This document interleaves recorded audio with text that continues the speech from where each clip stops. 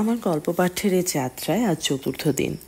চতুর্থ দিনের চতুর্থ গল্প হিসেবে আমি বেছে নিয়েছি লেখিকা প্রতিভা বসুর ছোট একটা গল্প। গল্পর নাম মাধবীর জন্য। তো শুরু করি। হঠাৎ মাধবীর সঙ্গে আমার দেখা হয়ে গেল। আমি নিউ মার্কেটে ফুল কিনতে গিয়েছিলাম। দেখি এক ভদ্রমহিলা ওজন নিচ্ছেন দাঁড়িয়ে। ওজন নেবার মতোই বটে। দৈর্ঘ্যে প্রস্থে একজন মহিলার যতখানিক বাড়া সম্ভব উনি ঠিক ততখানিক বেড়েছেন। আগে লক্ষ্য করিনি, হঠাৎ চোখে পড়ল। সাহেবী পোশাকে সজ্জিত পুরুষটিকে দেখে ওকে তারই স্ত্রী ভেবে পাশ কাটিয়ে চলে যাচ্ছিলাম, কিন্তু একটু পরে বুঝলুম ভদ্রমহিলাটি আমাদেরই মাধবী এবং ভদ্রলোকটি মাধবীর স্বামী। স্তম্ভিত হলাম। এ কি বকুল যে? বাহ, তুমি কোথা থেকে? এ হলো আলাপের সূত্রপাত। কিন্তু শেষ পর্যন্ত মাধবী আমাকে রেহাই দিল না। জোর করে নিয়ে এলো ওর বাড়িতে। বলল, আমার কথা তোমাকে শুনতেই হবে। আমি যে একটা অমানুষ বা পাষণ্ড নই সে কথা তোমার জানা দরকার। বাড়িটি বেশ একতলা ছোট বাড়ি, সাজানো গোছানো। মাধবীর নিখুঁত হাতের ছাপ সর্বত্র। বছর দশেকের একটা মেয়েকেও নিয়ে এলো। মাসিকে প্রণাম করো লক্ষ্মী। আমি দু চোখ মেলে লক্ষ্মীকে দেখতে লাগলাম বলে ভুল হয়, গিলতে লাগলাম। আর আমার চোখের তলায় দাঁড়িয়ে লক্ষ্মী অস্বস্তিতে মরে যেতে লাগলো।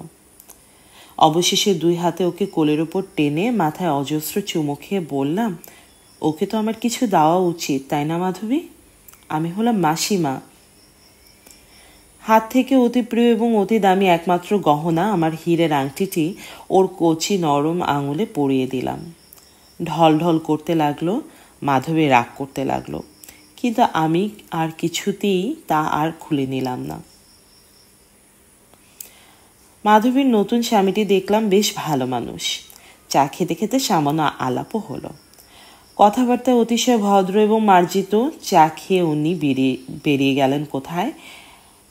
মাধবী আবার ঘনিয়ে এসে বসলো কাছে। লক্ষ্মী, যা তো বাবা, তোর মাসির সাথে আমার কথা আছে। আমার বুকের মধ্যে ঢিপ ঢিপ করতে লাগলো। কি বলবো মাধবী, কি কথা আছে ওর? তুমি নিশ্চয় ভয়ানক অবাক হয়েছ। মাথা নেড়ে বললাম, বলাই বাহুল্য। তবে যে কিছু জিজ্ঞাসা করছো না? কিছু তো একটা হয়েছে। নেহাত উদাসীন ভাবে কথাটা এড়াবার চেষ্টা করলাম। তোমার কি মনে হয়? আমার যে মনে হয়েছিল তা যে ঠিক নয় সে বিষয়ে আমি হঠাৎ সন্দিগ্ধ হলাম। বললাম, তুমি যা বলবো বলো না। মাধবী কথা ঘোরালো। আমার স্বামীকে তোমার কেমন লাগলো? ভালোই তো। কে বেশি ভালো, অশোক না এই ভদ্রলোক? এ নামটা আমার সয় না। শুনলে ভেতরে ভেতরে বিশ্রী রকম একটা যন্ত্রণা হয়। জবাব যে কি দেব ভাবতে একটু সময় নিয়ে বললাম, আমার চেয়ে তুমি ভালো জানো। মাধবী একটু চুপ করে থেকে বলল, তোমার সঙ্গে আমার প্রায় 10 বছর পরে দেখা। এই বছরে আমার স্বামীর যদি মৃত্যু হয়ে থাকে তা কি খুব আশ্চর্য? একটু থেমে, আর মৃত্যুর পর যদি আমি বিয়ে করি সেটা কি খুব অন্যায়? মাধবীর কথা ধরনে প্রথমে যে বিষয়ে আমি চিন্তিত হয়েছিলাম তা ধূলিসাৎ হলো। অশোকের মৃত্যু যে আমার পক্ষে বেদনাদায়ক হবে এ বিষয়ে আমি নিঃসন্দেহ ছিলাম, কিন্তু সে বেদনা যে এত গভীরেও নাড়া দিতে পারে তা আমি জানতাম না। অনেকদিন আগেকার একটা দুঃখের স্বাদ মনে পড়ল। নতুন করে অভিভূত হলাম। মুখ নিচু করে জিজ্ঞাসা করলাম, কি হয়েছিল ওর? খুব সম্ভব যক্ষা। যক্ষা? বোধ হয়। মুখ তুলে বললাম, বোধ হয় কেন? অসুখটা কি তা শেষ পর্যন্ত জানা যায়নি? শেষ পর্যন্ত আমি জানি না, কেননা আমার যখন সন্দেহ হতে শুরু হলো তখনই আমি ওকে পরিত্যাগ করে আসি। পরিত্যাগ? কথাটা আমার মুখ থেকে যেন সঙ্গে সঙ্গে খসে পড়ল। তবে যে তুমি বললে অশোকের মৃত্যু হয়েছিল। পরিহাস করেছি। এসব নিয়েও কি পরিহাস আসে তোমার? স্বচ্ছন্দে। আমাকে নিয়েই বা অশোক কম পরিহাসটা করল কি? অশোক বেঁচে আছে তাই তো জানি। নড়ে সহজ হয়ে বসলাম এবং বললাম, তবে ওর জীবদ্দশায় ওর মেয়েকে তুমি পেলে কি করে? সেটুকু দয়া করবার উদারতা শেষ পর্যন্ত দেখিয়েছিল আমাকে। নিঃশ্বাস ফেলে নীরবে বসে রইলাম।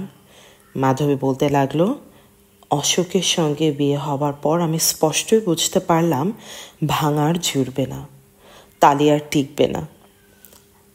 তুমি অবাক হবে এবং বিশ্বাসও করবে না যে বিয়ের পর পুরো 4 বছর আমরা একসঙ্গে ছিলাম, কিন্তু একদিনের জন্যেও আমরা একসঙ্গে শুইনি।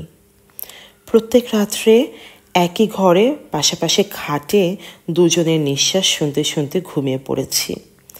একদিন আমি সারা রাত কেঁদেছিলাম, আর সারা রাত চুপ করে বসে ও আমার মাথায় হাত বুলিয়ে দিয়েছিল। আমি বললাম, এরকম যন্ত্রণা কি জীবন ভরে পাবো? বললে, কেন আমি তোমাকে কষ্ট দিই?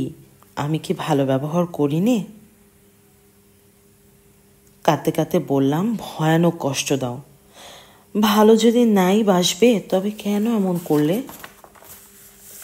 বিষণ্ণ মুখে বলল, মাধবী, আমি লম্পট, আমি পাপিষ্ঠ, কিন্তু আমারও তো হৃদয় আছে, আমারও তো সুখ দুঃখের অনুভূতি আছে, অনুতাপ আছে। কয়েকটা দিন অন্তত আমাকে ভিক্ষা দাও, একলা থাকার অবসর দাও। 2 হাতে মুখ ঢেকে উপর হয়ে কাঁদতে লাগলো পাগলের মতো। আমি হাত ধরে উঠিয়ে বসালাম, শান্ত করলাম, বললাম, অশোক, আর আমি তোমাকে পীড়ন করব না। যেদিন মনে পড়বে আমার কথা সেদিনই তুমি আমার কাছে এসো, আমাকে ডেকো, কিন্তু দায়ে পড়ে ভালোবাসার ভান দেখিও না, সে আমার সইবে না। তার পরদিনই আমি মার কাছে চলে এলাম।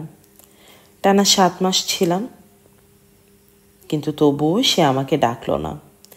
ফিরে যেতে সে লিখেছিল, কিন্তু আমি জানতাম সেটা তার একান্তই আত্মসম্মান বজায় রাখবার জন্য। স্ত্রীকে পিত্রালয়ে ফেলে রাখতে তার রুচিতে বেঁধেছিল। আমি ফিরে গিয়ে তার একটুও পরিবর্তন দেখলুম না। তবে শেষ পর্যন্ত অপেক্ষা করতে পারলে কি হতো জানি নে, কেননা শেষের দিকে আমাকে যেন ও ভালোবাসতে শুরু করেছিল মনে হতো।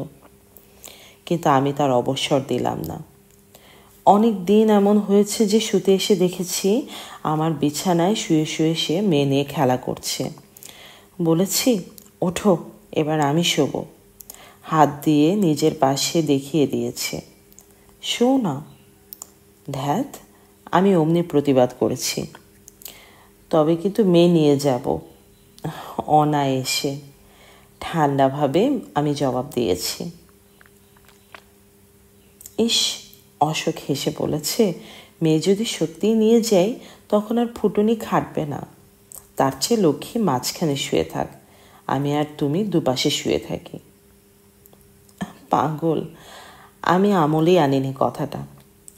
নিঃশ্বাস ফেলে উঠে গেছে নিজের বিছানায়। আমি শুয়ে শুয়ে চিন্তা করেছি, কেন আমার এই প্রতিশোধ নেবার এমন দুরন্ত অভিলাষ। বিবেক বলেছে এত দম্ভ ভালো নয়, কিন্তু তবু আমি নিজেকে খর্ব করে ওর ডাকে সাড়া দিতে পারিনি। কেননা এইটুকু আমি স্পষ্টই বুঝতে পারতাম, এখনও ও সম্পূর্ণভাবে তোমাকে ভোলেনি। ক্ষতের ওপর সামান্য একটা প্রলেপ পড়েছে মাত্র, আর সে প্রলেপটি হচ্ছে আমার সন্তান। অপমানের কথা নয়, তবু সন্তানের জন্যই আমার মূল্য, এ কথাটা ভাবলে আমার দাহ হতো। ঠিক এই সময় বিনয়বাবুর সঙ্গে আমার দেখা। বিলেত থেকে ফিরে এসেছেন খনিবিদ্যা শিখে মেজদার সতীর্থ। সেই সূত্রে আলাপ হতে হতেই কেমন যেন এত সহজে ঘনিষ্ঠতা দাঁড়িয়ে গেল তা নিজেই বুঝতে পারলাম না।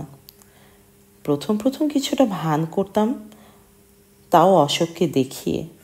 মনে হতো অশোকের ঈর্ষাবৃত্তিটা হয়তো জেগে উঠবে এ দেখে, এবং ও কষ্টও পাবে। কিন্তু সবচেয়ে আশ্চর্য, তাও পেত না। বরং আমার ন্যাকামের আভাস পেলেই ও সরে পড়তো সেখান থেকে। শেষ পর্যন্ত দেখি আমার ভানকে বিনয়বাবু সত্যি মনে করে বসে আছে।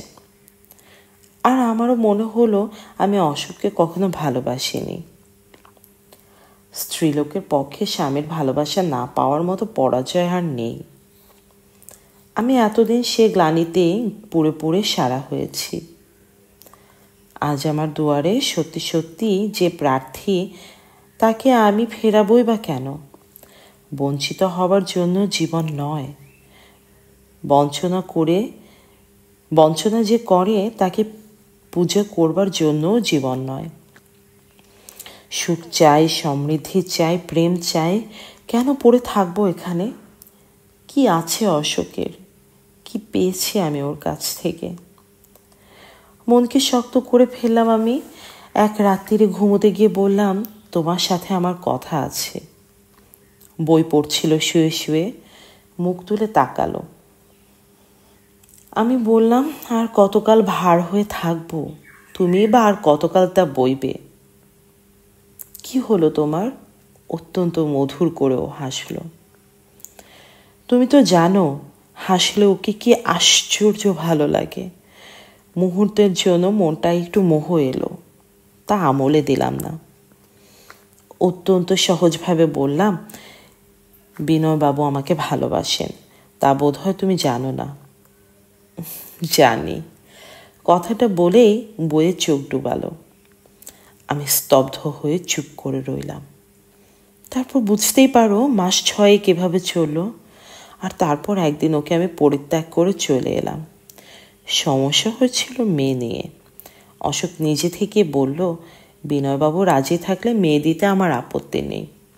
আমার আয়ু হয়তো শেষ হয়ে এসেছে, কেননা ভেতরে ভেতরে আমি বড্ড শ্রান্ত। আমার এই ঘুষঘুষে জ্বর আর ঘুরঘুরে কাশি, এটা আমার ভালো মনে হয় না। এই জন্য লক্ষ্মীকে সরানো দরকার। মাধবী চুপ করল। সঙ্গে সঙ্গে ঘরের মধ্যে এমন একটা নিস্তব্ধতা এলো যে আমি ভয়ঙ্কর রকম অস্বস্তি বোধ করতে লাগলাম। জিজ্ঞাসা করলাম, লক্ষ্মী তখন কত বড়? ভাঙা ভাঙা কণ্ঠে মাধবী বলল, 4 বছরে। একটু থেমে বলল, প্রথমটা খুব কাঁদত বাপের জন্য, কিন্তু বিনয়বাবু অসাধারণ লোক। তিনি স্নেহ দিয়ে, প্রেম দিয়ে আমাদের মেয়ার মাকে আদরে ভরে রেখেছেন। আমার গলা দিয়ে আওয়াজ আসছিল না। কেসে বললাম, অশোক এতদিনেও কি বেঁচে আছে? কি করে জানলে? পরশু কাগজে কি দেখনি তার ছবি বেরিয়েছে? সমস্ত সম্পত্তি সে গরিব ছাত্রদের বৃত্তির জন্য দান করেছে। বছরে 50,000 টাকার সম্পত্তি। না বলে পারলুম না, মাধবী ছবিটা একটু দেখাতে পারো? মাধবী তখন উঠে ঘরের ভেতর থেকে কাগজখানা নিয়ে এলো। ছবিটার দিকে তাকাতে আমার ভয় করছিল। একটুখানি চোখ বুলিয়েই এ কথা সে কথার পর অনেক সংকোচ নিয়ে বললাম, তোমার তো প্রয়োজন নেই বোধ হয়। ছবিটা আমি নিলে কি ক্ষতি হবে? মাধবীর মনের ইচ্ছা বোঝে গেল না, কিন্তু সহজভাবেই সে ছবিটা আমাকে দিয়ে দিল। তারপর আর বেশিক্ষণ সেখানে আমি ছিলাম না। হোস্টেলে ফিরেই অত রাত্রিরে স্নান করলাম। তারপর খাবো না বলে ঘরে এসে শুয়ে রইলাম। সমস্ত রাত্রির এক বিন্দু ঘুম এলো না। জানালা দিয়ে রাস্তার আলো আসতো বলে জানালাটা বন্ধ করেই রাখতাম রোজ। মধ্যরাত্রিরে উঠে সেটা খুলে দিলাম। তারপর আবছা আলোতে সন্তর্পণে বসে বারবার দেখতে লাগলাম অশোকের ছবিখানা বোধ হয় বর্তমান চেহারার, তাই এমন বিবর্ণ, বিষণ্ণ। মনের মধ্যে গুমড়ে উঠতে লাগলো কত কথা। তন্ন তন্ন করে যাচাই করতে লাগলাম, কি সুখ আমি পেয়েছি এ জীবনে। মা নেই, বাপ নেই, 7 কুলে কেউ নেই। 2 ছোট বোন আছে, তাদের কোন জন্মে বিয়ে হয়ে গিয়েছে দেখাও হয় না। 3rd ক্লাসে উঠেই মাস্টারি করে করে পড়তে হয়েছে। বাবার মৃত্যুর পরে কাকার আশ্রয়ে 2 বছর ছিলাম, কিন্তু 2 যুগও মানুষের এর চেয়ে সহজ কাটে। কাকিমা মানুষ ভালো ছিলেন, কিন্তু কাকা একটা মূর্তিমান শয়তান। আমরা 3 বোনে তার কাঁধে যে ভীষণ বোঝা, এ কথা তিনি দিনে 30 বার শোনাতেন, এবং ঝি চাকর রাখবার আর তার ক্ষমতা নেই বলে আমাদের দিয়ে সব কাজ চালাতেন। কোনো রকমে ম্যাট্রিকটা পাশ করে আমি বোনদের নিয়ে হস্টেলে এসে উঠলাম। দিনে 3টি টিউশনি করে তবে বোনদের খরচ চালিয়েছি। কাকার অর্ধ পয়সাও আর গ্রহণ করিনি। আইএ পাশ করে যখন বিয়েতে ভর্তি হলাম, তখন আমার বন্ধু হয় মাধবীর সঙ্গে। সে বন্ধুত্ব এমন প্রগাঢ় হয়েছিল যে মাধবীর মা বাবাও শেষ পর্যন্ত আমার একটা সম্বন্ধ হয়ে দাঁড়ালো। আমি তখন 22 বছর বয়সের মেয়ে, বিদ্যাসাগর কলেজে 3rd ইয়ারে পড়ি। সে হস্টেলে বোনদের নিয়ে থাকি আর সকাল সন্ধ্যা 2টো টিউশনি করি। একদিন সন্ধ্যাবেলা টিউশনি সেরে ফেরবার পথে মাধবীর বাড়ি গিয়ে দেখলাম মাধবীর মা বসবার ঘরে একটা যুবকের সঙ্গে বসে কথা বলছেন। আমি যেতেই বললেন, ওমা, তুই জানিস না বুঝি, মাধবী তো চুচড়ো গেছে, পিসি বাড়ি। আমি সংকুচিতভাবে দরজায় দাঁড়িয়েই বললাম, তাই নাকি? তাই বলে কি ঘরে ঢুকবি না নাকি? মাধবীর মা সস্নেহে আমাকে ডেকে আনলেন। তারপর যুবকটির দিকে তাকিয়ে বললেন, অশোক, এই দেখো আমার আরেকটা মেয়ে। অশোককে তো তুই দেখিসনি না? তুই যেমন আমার মেয়ে, এও এমনি আমার আরেক ছেলে। আমি চোখ তুলতেই দেখলাম অশোক নিবিষ্ট হয়ে তাকিয়ে আছে আমার দিকে। আমি চোখ তোলাতে ওর চোখ নামল না। আমার মুখে কি দেখেছিল জানি না, পরে ওর মুখে আমি শুনেছি এ মুখ নাকি অতুলনীয়। মাধবীর মা বললেন, মাস্টারি করে তো এলি, খাবি কিনা কিছু? জড়সড় হয়ে বললাম, না মাসিমা, 8টার মধ্যে আমাদের ফিরতে হয়, জানেন তো। ও, 8টার এখনও ঢের দেরি। মাসিমা কথা শুনলেন না, খাবার আনতে উঠে গেলেন। অশোক আমাকে বলল, আপনার কথা মাধবীর কাছে অনেক শুনেছি। মৃদু হেসে চুপই করে রইলাম। অশোকের কথা আমি মাধবীর কাছে শুনেছিলাম, কিন্তু কথা বলতে আমার সংকোচ হচ্ছিল। একটুখানি চুপ করে থেকে আবার বলল, শুনেছি পার্ট টাইম একটা স্কুলেও পড়ান, এখনও দেখছি পড়িয়েই এলেন। এত পেরে ওঠেন আপনি? আমি সকণ্ঠে জবাব দিলাম, না পেরে উপায় নেই। কেন? অতিশয় অসঙ্গত এই প্রশ্ন। উচিত ছিল রাগ করা, কিন্তু আমি ওর চোখের দিকে তাকিয়ে রাগ করতে পারলাম না। ঈষৎ হেসে বললাম, যদি জানতেই চান, আরও 2টো ছোট বোন আছে আমার। ও। অশোক চুপ করে গেল। আমি আর কথা বললাম না। মাধবীর মা এলেন খাবার নিয়ে। এ কি অশোক, তুমি যে বড় চুপচাপ, বকুলের সঙ্গে বুঝি কিছুতেই জমাতে পারছো না? অশোক মৃদু হাসল। মাধবীর মা হেসে আমার দিকে তাকিয়ে বললেন, চেনা অচেনার বালাই তো ওর কখনো দেখিনি, আজ কিন্তু তোমাকে খুব সমীহ করছে অশোক। হঠাৎ আমাদের চোখাচোখি হয়ে গেল এ কথার পর। মাধবীর বাড়ি থেকে আমার হোস্টেল মিনিট 10 রাস্তা। অশোক আমাকে এগিয়ে দিয়ে এলো। ফিরে যাবার সময় বলল, আশা করি আবার আপনার সাথে দেখা হবে। আপনি তো এখানে থাকেন না। থাকি না বটে, কিন্তু আসি প্রায় রোজই। তাছাড়া সম্প্রতি দিন কয়েক তো এখানেই আছি। আসুন না এর মধ্যে একদিন। আচ্ছা, নমস্কার করে বিদায় নিলাম। অবিবাহিত যুবক দেখলেই আমার তার সম্বন্ধে কৌতূহল হয়, কেননা সম্প্রতি আমার বোনের বিয়ে দেবার কথা আমি ভাবছিলাম। এদের 2 বোনের বিয়ে দিয়ে উঠতে পারলে আমার অনেক কষ্টের লাঘব। ছোটটা 15 বছরের, 3rd ইয়ারে পড়ছিল, আর উপরেরটি 17 হলো। বিয়ের পক্ষে এমন সুন্দর বয়স আর নেই, সবে 20 ফুটেছে। মাঝে মাঝে ওকে ঠাট্টা করতে দেখেছি, খুব উপভোগ করেও। 1st ইয়ারে পড়ছিল, একটা টিউশনেও করে। নিজে এত কষ্ট করেছি বলে ওর কষ্টটা আমার লাগে বেশি। আমি বড়, দায়িত্ব আমার। ওকে কেন কষ্ট করতে দেব? বানি তা শোনে না। তাই আমি ভাবছি ওকে এখনই বিয়ে দিয়ে দেব। বানি বলে, বিয়ে তো দেবে, কিন্তু পয়সা পাবে কোথায়? কথাটা ভাববার মতোই, কিন্তু এমনও তো মানুষ আছে যারা পয়সা নেয় না। তাছাড়া মার গয়না আমি কিছু পেয়েছিলাম, সাবেকি, তাই শুধুই সোনা। 3 বোনেরটা দিয়ে 1 বোনকে নিশ্চয়ই পার করা যাবে। বানি বলে, নিজের কথা তো তুমি ভাবোই না, কিন্তু রানীকেও তো বিয়ে দিতে হবে। ও রানীর জন্য ভাবনা নেই। ও বড় হতে হতে আমি বিয়ে পাশ করে একটা ভালো চাকরি পাবই, তারপর না খেয়ে টাকা জমাবো। বানি ভবিষ্যৎ শুনে হাসে। অশোককে দেখে আমার মনে কেমন একটা আশা হলো। পরের দিন মাধবীকে কলেজে বললাম কথাটা। আমার যদি অন্তর্দৃষ্টি থাকতো তবে দেখতাম মাধবীর মুখটা সাদা দেখাচ্ছে, কিন্তু নিজের চিন্তাতেই আমি বিভোর।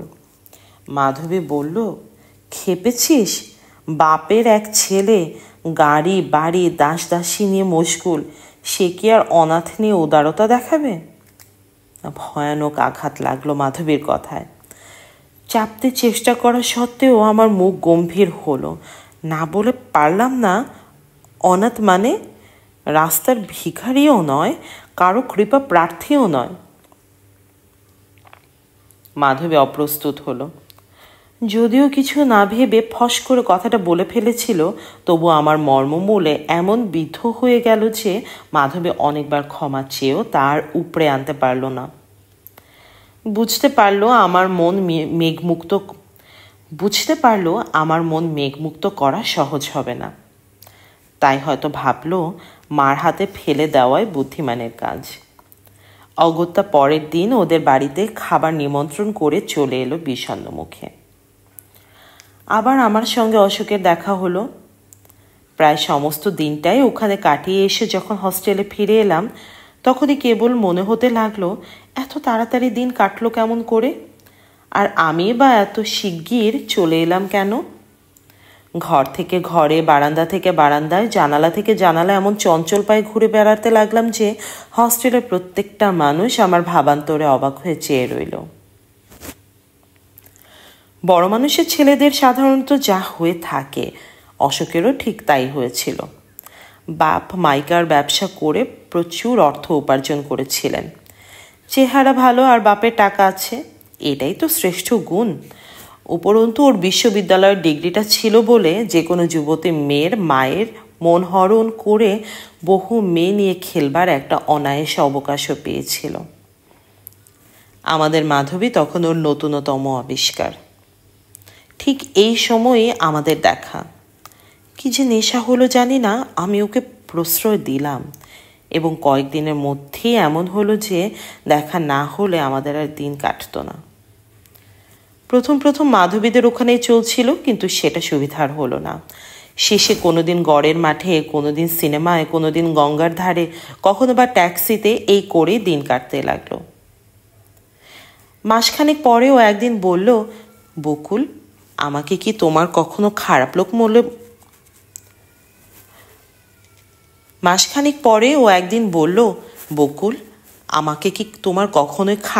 মনে হয়েছে? নিঃসংশয়ে বললাম, না। আমাকে ভালো করে জানবার অবকাশ তুমি পাওনি, তাই।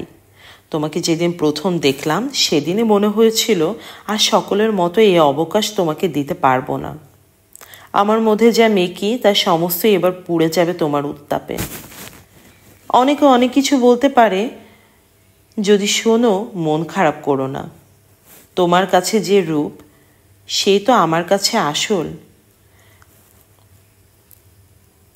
কথা বলতে বলতেও কেমন বিষণ্ণ হয়ে গেল। আমি বললাম, তুমি কি ভাবো আমার মন এতই কাঁচা? লোকের চোখ দিয়ে আমি যাচাই করব তোমাকে?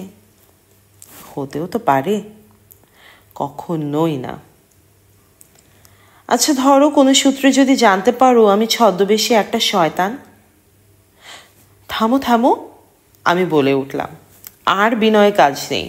তাছাড়া শয়তানকেও তো মানুষ ভালোবাসে।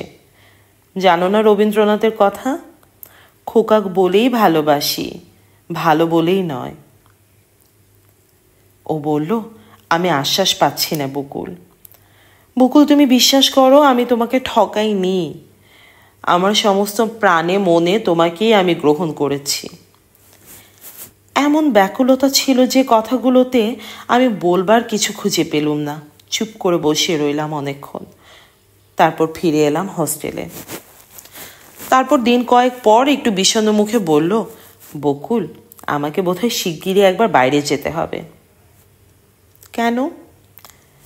বাবার বাত হয়েছে, ডাক্তাররা তাকে নিয়ে পুরীতে যেতে বললেন। ও। আমার এই সংক্ষিপ্ত জবাবেও সুখী হলো না। একটু অপেক্ষা করে বললে, আর কিছু বলল। আমার এই সংক্ষিপ্ত জবাবেও সুখী হলো না। একটু অপেক্ষা করে বললে, আর কিছু বলছো না যে?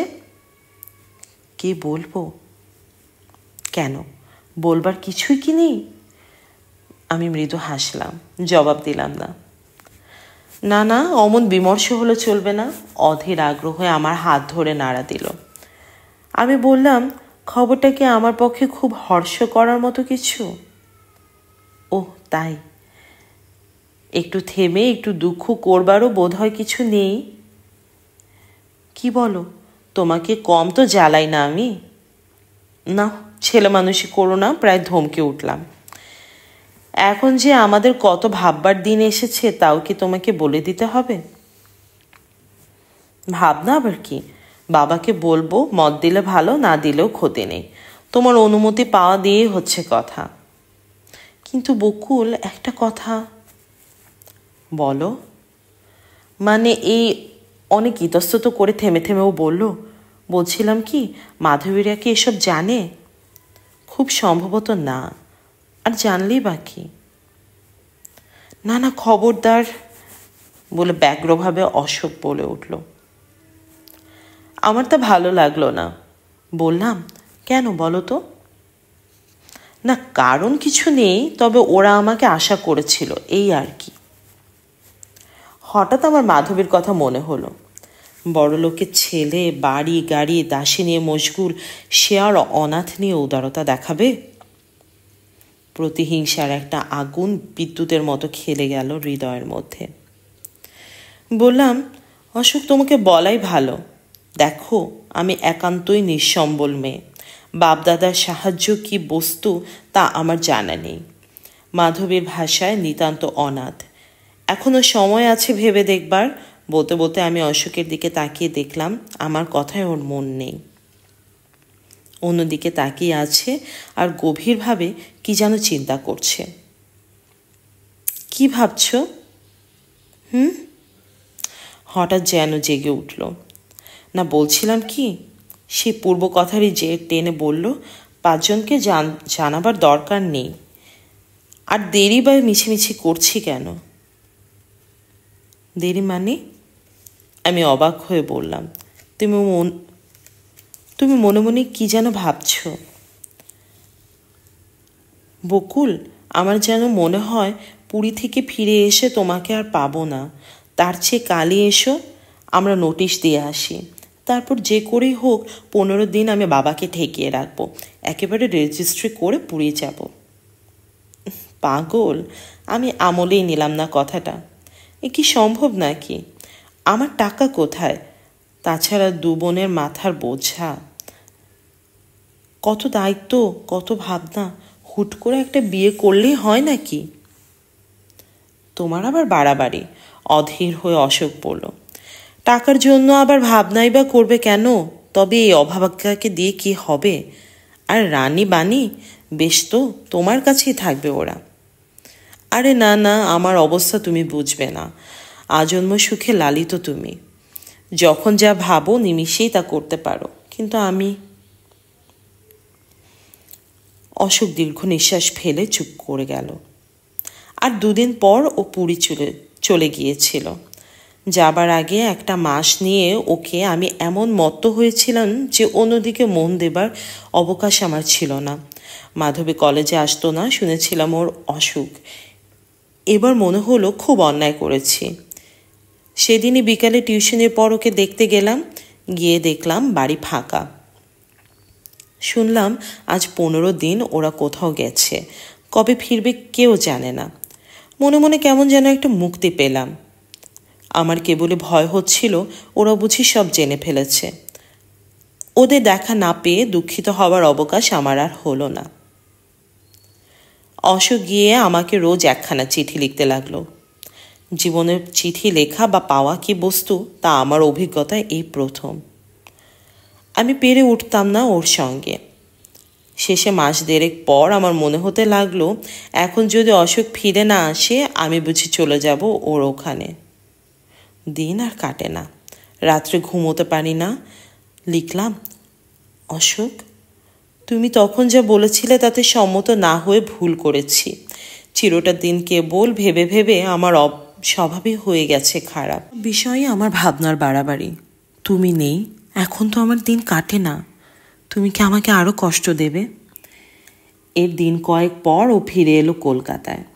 দেখা হতেই বলল, বকুল, বাবা কিন্তু খুব খুশি হয়েছেন। একদিন তোমাকে যেতে হবে বাবার কাছে। আর ওর ইচ্ছে বিয়েটা হিন্দু মতে হোক। মুখে বললাম ভালোই তো, কিন্তু মনে মনে চিন্তা এলো আমার বিয়ে আমাকেই যেখানে দিতে হচ্ছে সেখানে রেজিস্ট্রি উৎকৃষ্ট পন্থা। কোথায় নেব বাড়ি, কে আসবে কোণে সাজাতে, কে করবে সম্প্রদান, কে কিনবে দান সামগ্রী, এসব বিলাস আমার মতো নিঃস্বমের জন্য। হিন্দু মতে বিয়ে ব্যাপারটাই যে আসলে বড়লোকের জন্য, যাদের এত টাকা আছে যে খরচ না করলে আর ধরছে না ঘরে, ঠিক তাদের জন্য। তা নয় এক রাত্রির একটা সামান্য আমোদের জন্য হাজার হাজারের টাকা কি করে মানুষ অকাতরে খরচ করতে পারে। অশোক বললে, আজ ধরো আষাঢ় মাসে 27, শ্রাবণ মাসের 18 তারিখে একটা বিয়ের দিন আছে। ওরে বাবা, একেবারে দেখছি তারিখও মুখস্থ করে এসেছ। তবে কি তোমার কি এখন আরও কিছু ভাবতে হবে নাকি? ভাবনার অবসান তো করেছিলামই। হেসে হেসে সত্যি কথাটাই বললাম। নতুন করে ভাববার খোরাক তো তুমিই জোগালে। কেন বলো তো? বাহ, হিন্দু মতে বিয়ে সে কি সামান্য কথা? কোথায় রে বাড়ি, কোথায় রে টাকা, কোনো লাঠি, কোনো ছাতা, বাসন কোসন? নাও ভারী তোমার গরব, দৈন্য না দেখিয়ে কাজের কথা শোনো। কাল রোববার সকালবেলা আমি আবার আসব। তোমাকে নিয়ে যাব আমাদের বাড়ি। রানী আর বানিয়েও যাবে। ওদের আর কেন, ও বেচারারা এখনো জানে যে দিদি তাদের জন্য ব্যবস্থা করছে। আহা, ওরা কি আর কিছু বোঝে? নেহাত খুকি কিনা। তা মুখোমুখি যখন কিছু বলিনি তখন নেপথ্যে থাকাই ভালো। বেশ, যা ভালো বোঝো করো, কিন্তু প্রস্তুত থেকো মোটমাট। পরদিন বেলা 8টার সময় ও আমাকে নিয়ে গেল। গাড়িতে বসে সাংঘাতিক ঝগড়া, কেন আমি সাদা শাড়ি পরে এলাম। আমি ছেলেবেলা থেকে সস্তা দামের মিলে সাদা শাড়ি পরে অভ্যস্ত। নিজে উপার্জন করবার পরে কখনো কখনো যে শখ হতো না এমন নয়, কিন্তু ছোট দুটো বোন আছে, কেনবার সমস্ত শখ ওদের দিয়েই মেটাতে হতো। তাই সত্যি বলতে আমার ছিল না কোনো রঙিন ভালো শাড়ি। বলতে গিয়ে তারা খেলাম, গাড়ির মোড় ফিরল অন্যদিকে। শাড়ির দোকানে এসে গাড়ি থামতেই আমার মুখ লাল হয়ে উঠল। কারো কাছে কখনো পাইনি, কাজে কেউ দিতে চাইলে সেটা মনে হতো দয়া। অনর্থক ঘা লাগলো আত্মসম্মানে।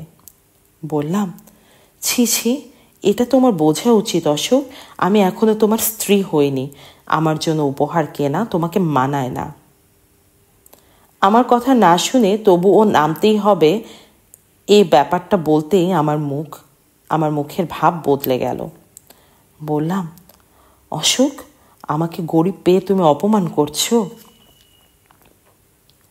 অপমান? তোমাকে? অশোকের মুখ বিবর্ণ হয়ে গেল। নিঃশব্দে উঠে এসে গাড়িতে বসলো।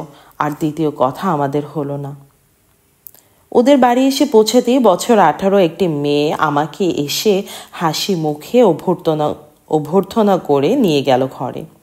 কার্পেটে মোড়া সিঁড়ি উঠে গেছে দোতলায়। উপরের সিঁড়িতে দাঁড়িয়েছিলেন প্রৌঢ় এক ভদ্রলোক। অশোক বলল, আমার বাবা। প্রণাম করো। ভদ্রলোককে আমি জীবনেও ভুলব না। এমন অদ্ভুত স্নেহমাখা কণ্ঠস্বর আমি কখনো কোনো মানুষের শুনিনি। মাথায় হাত রেখে আশীর্বাদ করে বলল, থাক মা। যে ঘরটায় গিয়ে বসলাম সেখানে বুঝলাম আমার জন্যই বিশেষভাবে সাজানো হয়েছে। প্রায় মাটি সমান নিচু বিরাট একটা তক্তপোষে ধবধবে সিল্কের পুরো চাদর পাতা, তার পাশে পাশে চোখ ঝলসানো ব্রোকেডের তাকিয়া, মাঝখানে মস্ত এক রূপর থালায় ধান দুর্বা আর ফুল চন্দন, মেঝেতে কাশ্মীরি কার্পেট। ভদ্রলোক আমাকে সস্নেহে সেই তক্তপোষের উপর নিয়ে বসালেন। বললেন, অশোকের মা নেই তা তো জানো, তিনি থাকলে ব্যবস্থা হতো অন্যরকম। এমনই অদৃষ্ট করে অভাগে এসেছে যে একটা দিদি ছিল, সেটাও সইল না কপালে। এই দেখো, তার স্মৃতি বহন করে বেড়াচ্ছি আজও। মেয়েটিকে তিনি আঙুল তুলে দেখালেন, ঠিক যেন বাণী। অকৃত্রিম মমতায় তাকে কাছে টেনে নিলাম। তোমারই সমস্ত মা, তুমি হবে আমার ঘরের মূর্তিমতী লক্ষ্মী। তোমাকে দেখবার আগে তোমার কথা শুনে আমি ভেবেছিলাম এ কথা, দেখে মনে হচ্ছে তুমি তার চেয়ে অনেক বেশি। এতখানি স্নেহ ভাষণের জন্য আমি প্রস্তুত ছিলাম না। আমার আশা অত দূর যায়নি। সহসা চোখ ভরে এলো জল। মায়ের মৃত্যুর পর এই প্রথম আমার চোখের জল। স্পষ্টই মনে হলো এত সুখ আমার জন্য নয়, সুখী হবার জন্য আমি জন্মাইনি। দাউ দাউ করে উঠল মনের মধ্যে। অবশেষে এত দিনকার দুঃখের পাষাণ গলে গলে চোখ দিয়ে বেরিয়ে আসতে লাগলো।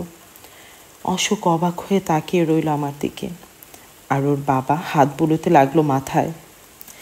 একটু শান্ত হলো উনি আমাকে একজোড়া জড়োয়া কঙ্কন আর এক ছড়া সোনার হার দিয়ে আশীর্বাদ করলেন, আর একখানা মোহর দিলেন হাতে। ফেরবার পথে অশোক বলল, তুমি অত কাঁদলে কেন? কাঁদবো না, তোমার বাবা আমাকে অত আদর করলেন কেন? আদর কি এর আগে আমি কখনো পেয়েছি? সংসারে কি আমার জন্য আদর আছে? পাতলি। অশোক ঝুঁকে পড়ল আমার মুখের উপর। এই প্রথম ও এই শেষ ও আমার সঙ্গে একটু অসংযত ব্যবহার করল, এবং আমিও প্রশ্রয় দিলাম। হোস্টেলের দরজায় নেমে প্রথমেই সেই কঙ্কন আর হাড়ছাড়া খুলে ভেতরে এলাম। কেউ জানতে পারল না, কিন্তু আগুন কি ছাইচাপা থাকে? সেদিনই সন্ধ্যাবেলা আমাদের হোস্টেল সুপারিনটেন্ডেন্ট আমাকে তার ঘরে ডেকে নিয়ে বললেন, বকুল, এসব কি শুনি? কি শোনেন? তুমি নাকি একজন যুবকের সঙ্গে প্রণয় করছো। এরকম অপরিণামদর্শী হলে তার জন্য যথেষ্ট দুঃখ ভোগ করতে হয় শেষে, তা কি জানো? আমাদের এই হোস্টেলের কর্ত্রী ঠাকুরানী এসব বিষয়ে অসাধারণ ঈর্ষার খবর হোস্টেলবাসিনী আমরা প্রত্যেক মেয়েই জানতাম। যাকে চেনেন না তারও যদি বিয়ের খবর পেতেন, অকারণে তিনি রেগে যেতেন, আর সেই রাগের ঝক্কি আমাদের পোহাতে হতো। সভয়ে বললাম, আমি বিয়ে করছি। বিয়ে? বোমা এবার ফাটল। এ হোস্টেলে এসব চলবে না। এত সব অবিবাহিত মেয়ে আছে, কই কেউ তো তোমার মতো এরকম বিয়ে করতে চাইছে না। আমি এই একটু উদ্ধত হয়ে বললাম, আর কাউকে দিয়ে আমার কি হবে? বিয়ে তো করছি আমি। আর তাছাড়া এ হোস্টেলে এমন তো কোনো নিয়ম নেই যে এখানে থাকলে কেউ বিয়ে করতে পারবে না। যাও যাও, জ্যাঠামি করো না। হাতের বইটা জোরে টেবিলের ওপর ফেলে দিলেন, কিন্তু একটু পরে আবার সংযত হয়ে বললেন, বকুল, তুমি ভেবে দেখো, কাজটা কিন্তু ভালো করছো না। আমি চুপ করে রইলাম। এরপর সুর বদলিয়ে তিনি বললেন, বকুল, তোমাকে কি আমি ভালোবাসি না? আমি কি তোমার চেয়ে ঢের বেশি অভিজ্ঞ নই? আমার কথা শোনো, বিয়ে তুমি করো না। পুরুষরা ভারী উশৃঙ্খল জীব। আজ তোমার এই চেহারা সুন্দর আছে তাই। এবার তিনি আসল কথায় এলেন। ধরো কাল তোমার বসন্ত হলো, তারপর তোমার মুখ বিভৎস দাগে ছেয়ে গেল, চুল উঠে টাক পড়ে গেল, তখন তোমার উপায়? ভদ্রমহিলার কথা শুনে বুক কেঁপে উঠল। বললাম, ওসব বলছেন কেন? আপনার অসুবিধা করে আমি হোস্টেলে থাকবো না, আমি কালই চলে যাব।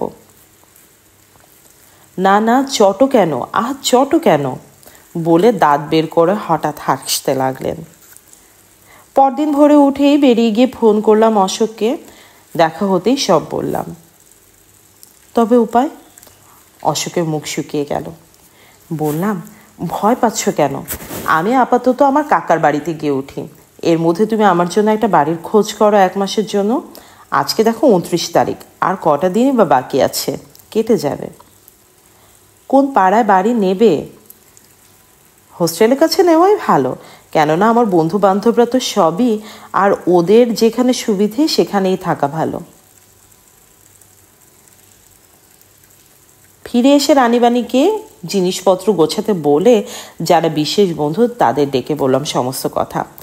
মুহূর্তে হোস্টেলটি সরগরম হয়ে উঠল। কেউ উলু দিতে লাগলো, কেউ গান ধরলো, কেউ বা তবলা বাজায়। বেলা 12টার সময় এমন মারাত্মক গণ্ডগোল আরম্ভ হলো যে চেয়ে দেখি আশেপাশে বাড়ি জানালার সবার জোড়া জোড়া চোখ। উত্তেজনা থামলে বললাম, কিন্তু আমাকে যে এখন হোস্টেল ছাড়তে হচ্ছে। কেন? বোঝই তো, পুষ্প আমার সহপাঠিনী বটে, বন্ধুত্ব তার সঙ্গে বেশি। সে চটে উঠল। ইস, হোস্টেল কি সুললিতা ব্যানার্জির একচেটে সম্পত্তি? হঠাৎ শান্তি দিয়ে মুঠো পাকিয়ে হাওয়ার সঙ্গে লড়াই করল। শোনো মিস ব্যানার্জি, মা বাপের মর্জি, তাই করি সহ্যি তোমারও নাম। যদি হতো হিড়িম্বা, হস্তিনী কিংবা জগজগদম্বা, মিলত সনাম। ছড়া শুনে হাহা করে হেসে উঠল সবাই একযোগে। আমি বললাম, শান্তিদি, কাজের কথা শোনো। ওর সঙ্গে ঝগড়া করে এখানে থাকা আমার ভালো মনে হয় না। আজ আমি আমার কাকার বাড়ি চলে যাই, কাল ভোরে তুমি আর পুষ্প হোস্টেলে অপেক্ষা করো। 3 জন মিলে একটা বাড়ি খুঁজে বার করব। পুষ্প খুনোখুনি করতে লাগলো। খেপেছিস নাকি? অত মিনিমুখী হয়ে অন্যায় সহ্য করে তুই চলে যাবি? না, তা হবে না। আমাকে অনেক বলে কয়ে ওকে শান্ত করলাম। আর ঘন্টা কয়েক পরে আমার শান্তির আবাস চিরতরে ভেঙে ফেলে বেরিয়ে এলাম রাস্তায়। 3 বছর পর আবার কাকার সঙ্গে। বাইরে বসেছিলেন, ট্যাক্সি থামতেই হুকো হাতে এগিয়ে এলেন। এ কি তোরা? হাসি মুখে বললাম, এলাম। বলেই ব্যাগ থেকে 2খানা 10 টাকার নোট বার করে কাকার হাতে দিয়ে বললাম, ট্যাক্সি ভাড়াটা চুকিয়ে টাকাটা আপনার কাছেই রেখে দিবেন। কাকা ইঙ্গিত বুঝে খুশি হয়ে অভ্যর্থনা করলেন। যা যা, ভেতরে যা, এতদিনে মনে পড়ল। তারপরে কয়েকটা দিন অবর্ণনীয়। সমস্ত দিন ঘোরাঘুরি, জিনিসপত্র কেনা, বাড়িঘর ঠিক করা। টাকাটাও আমার, পরিশ্রমটাও আমার, তবু কাকাকে শিখণ্ডী রূপে দাঁড় করিয়ে রাখতে হলো। আমার নতুন বাড়ি ঝমঝম করতে লাগলো, আর এতদিনের সমস্ত সঞ্চয় আমি দুহাতে উড়িয়ে দিলাম মনের আনন্দে। বিয়ের 3 দিন আগে অশোক বলল, চলো তোমাকে নিয়ে আংটি কিনতে যাব। বেরোলাম 2 জন। এখানে ওখানে ঘুরে কেনা হলো আংটি। গাড়িতে বসে ও আমার আঙুলে পরিয়ে দিল। হেসে বললাম, হীরের আংটি দিয়ে ভালোই করলে, প্রয়োজন হলে আত্মহত্যা করা সহজ হবে। ফেরবার পথে হোস্টেলে নামলাম। যেতেই শান্তিদি বললেন, আজ 2 দিন ধরে মাধবীর বাড়ি থেকে তোমাকে এমন জরুরি ডেকে পাঠাচ্ছে কেন রে? মাধবীরা এসেছে? হ্যাঁ নিশ্চয়ই, নয়তো ডেকে পাঠাবে কেন? তবে তো আজই যাওয়া উচিত আমার। পুষ্প বলল, আরে বসো বসো। না ভাই, মরবার সময় নেই আমার। গেলাম মাধবীর বাড়ি। বসবার ঘর পার হয়ে খাবার ঘরে ঢুকতে মাধবীর সঙ্গে চোখাচোখি। কোথায় গিয়েছিলে তোরা? উৎসাহ ভরে কাঁধে হাত দিলাম। মাধবী নিস্পন্দ। কি হয়েছে তোর? বলে মুখের দিকে তাকিয়ে দেখলাম ওকে আর মাধবী বলে চেনা যায় না। অমন সুন্দর লাবণ্য ভরা মুখময় কে যেন দোয়াতের কালি ঢেলে দিয়েছে। একখানা রঙিন খদ্দরের চাদরে সমস্ত দেহ আবৃত করে অতিশয় নিঃস্ব স্বরে বলে, তোমার সঙ্গে আমার কথা আছে, আমার ঘরে এসো। ঘরে গিয়ে বসতেই বলল, তোমার নাকি বিয়ে? হ্যাঁ। কার সঙ্গে? তুমি কি কিছুই জানো না? জানি না ঠিক, তবে জনরব কানে এসেছে। সত্যি কি অশোক? হ্যাঁ। অশোক তোমাকে বিয়ে করছে? আপাতত তাই তো ঠিক। অশোক কি কখনো বিয়ে পর্যন্ত এগোয়? আমি অসহিষ্ণু হয়ে বললাম, এসব বলে এখন লাভ কি মাধবী? যা হচ্ছে তার ফিরবে না। আমার কথা একটু ঝাঁজ ছিল, কেননা অশোক বলেছিল মাধবী আশা করেছিল ওকে। বুঝলাম সেই ঈর্ষা মাধবী আজ এত বিচলিত। আলবৎ ফিরবে। আমি হঠাৎ চমকে উঠলাম ওর গলার জোরে। তুমি কি পাগল হলে মাধবী? এমন করছো কেন? এমন করছি কেন? মাধবী উত্তাল হয়ে কাঁদতে কাঁদতে বলল, আমি ওকে ভালোবাসি বকুল। বকুল, তুই ওকে ছেড়ে দে। বকুল, তোর কাছে আমি আজন্ম কেনা রইব। তুই ওকে ছেড়ে দে, তুই ওকে ছেড়ে দে। আমি কি বলবো ভেবে পেলাম না। উঠে পড়ে বললাম, মাধবী, আমি আজ যাই। হঠাৎ মাধবী দুই হাতে আমার পা জড়িয়ে ধরে বলল, বকুল, তুই কথা দিয়ে যা, এই বিয়ে তুই ভেঙে দিবি। মাধবী, তার হয় না। তুমি ভালোবাসো একা, আমাদের ভালোবাসা পরস্পরের। তাছাড়া তোমার সুখী হতে ইচ্ছে করে, আমার করে না। কি পেয়েছি এই জীবনে?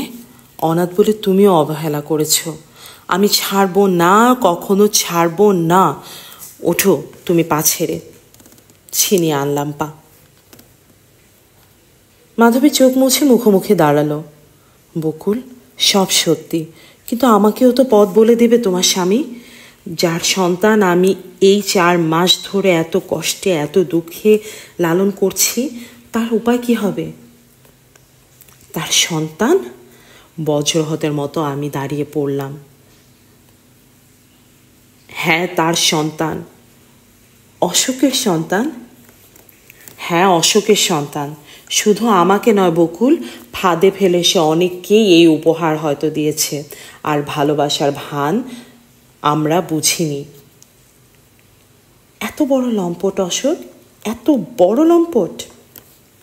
ঘৃণায়, দুঃখে, অভিমানে, অপমানে জর্জরিত হয়ে ফিরে এলাম বাড়িতে। সমস্ত রাত্রি জেগে লিখলাম 2খানা চিঠি, 1খানা অশোককে আর 1খানা মাধবীকে। পরের দিন ভোর হতেই তার ডাকে ফেলে দিয়ে বেরিয়ে গেলাম বাড়ি থেকে। ট্রামে, বাসে, রিক্সাতে সমস্ত দিন কি করে কাটালাম তা জানি না। এ লজ্জা আমি কোথায় রাখবো? কি কৈফিয়ত দিব আমি সকলকে? বাড়ি ফিরলাম 4টেতে। ফিরে শুনলাম অশোক প্রায় ঘন্টা 2 বসে আছে আমার জন্য। কি করি? ইচ্ছা ছিল না দেখা করবার, কিন্তু ছোট বোনদের সামনে সিন করতে পারলাম না। আমি যেতেই অশোক মাথা নিচু করলো। বললাম, আমার চিঠি পাননি? পেয়েছি। তবে এসেছেন যে? পাপ করেছি আমি, কিন্তু তার কি প্রায়শ্চিত্ত তুমিও করবে? আমি করব কেন? আমার সঙ্গে তোমার বিয়ে না হওয়া মানে তোমারও প্রায়শ্চিত্ত। বকুল, মাথা ঠান্ডা করো, আমাকে ক্ষমা করো। অশোকবাবু। আমার ডাক শুনে অশোক কেঁপে উঠল। যা বলছি শুনুন, আপনি আর আমার বাড়িতে আসবেন না। এ কি শেষ কথা? হ্যাঁ, এই আমার শেষ কথা। অশোক বেরিয়ে গেল বিবর্ণ মুখে। মাধবী বিয়ে করতেও বাধ্য হয়েছিল শেষ পর্যন্ত। আমি সেই সময় ময়মনসিংহে কাজ জোগাড় করে চলে এসেছিলাম। অশোকের বাবার দেওয়া সেই জড়ো আর কঙ্কন আর হার আমি আশীর্বাদ পাঠিয়েছিলাম মাধবীকে। হীরের আংটিটি পারেনি খুলতে। কত রাত্রে, কত দিনে, কত নিরালা অবকাশে এই আংটিটা আমাকে দুঃখ দিয়েছে, তবু খুলিনি। মৃত মানুষের চিহ্ন যেমন তার সন্তান, এই আংটিটাও আমার কাছে তেমনি ছিল। আজকে দিয়ে এলাম অশোকের সন্তানকে সেটা। সেই থেকে এই তো 10 বছর কাটলো, মাস্টারি করে হাড় পাকা হয়ে গেল। এমনকি আমাকে দেখলে পর্যন্ত লোকেরা জিজ্ঞাসা করে, আপনি বুঝি মাস্টারি করে? তবু কেন পোড়া জায়গায় চাপ দিলে ঘা বেরিয়ে আসে? কিন্তু অশোক এখন কেমন আছে? কে ওর সেবা করে? কি নিষ্ঠুর মাধবী! ভাবছি কাল একবার অশোককে দেখতে যাব। এই ছিল আমার গল্প পাঠের 4র্থ দিনের 4র্থ গল্প, আশা করি গল্পটি ভালো লেগেছে, কারণ আমার নিজের প্রতিভা বসুর লেখনী অসম্ভব প্রিয়। আর ছোট্ট কিছু কথার সাথে বলে রাখি, আমার জন্য প্রতিদিন গল্প পাঠ করা বেশ কঠিন, তবু আমি চেষ্টা করে যাচ্ছি। জানি আমার কাছে গল্প রেকর্ড করার প্রয়োজনীয় সব যন্ত্র নেই। আশেপাশের বেশ কিছু শব্দ থাকে যেগুলো আমি এখনও দূর করতে পারিনি, যার কারণে হয়তোবা গল্প শুনতে অনেকে অস্বস্তি বোধ করছেন। আশা করি আমি এই আসছে সপ্তাহে এই ব্যাপারে যা কিছু কেনাকাটা সেগুলো শেষ করব। একই সাথে যারা ধৈর্য নিয়ে আমাকে এখনও শুনছেন তাদেরকে অসংখ্য ধন্যবাদ।